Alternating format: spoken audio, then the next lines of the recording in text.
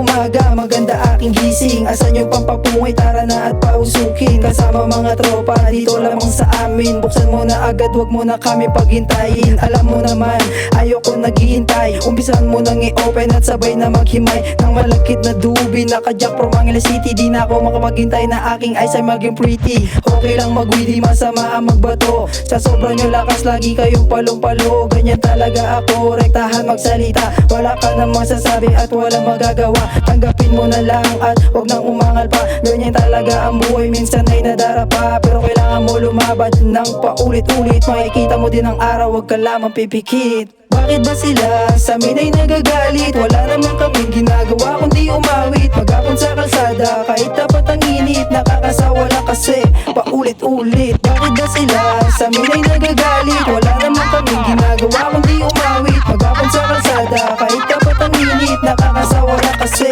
paulit-ulit. Highs.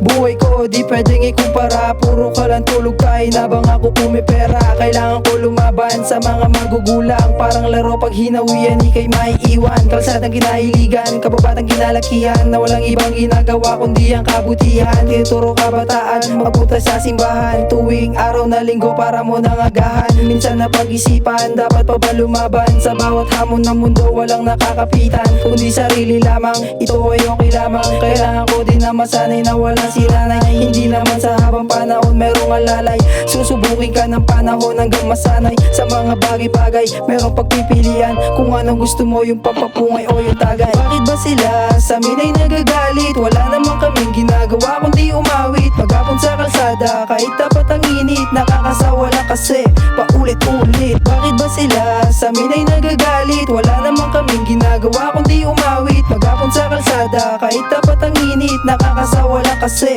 paulit-ulit. Paulit-ulit, paulit-ulit ang mga nangyayari, lahat sinulit.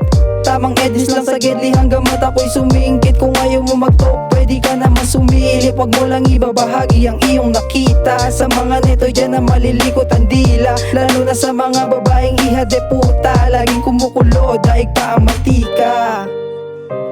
Shout out ASC. Yeah.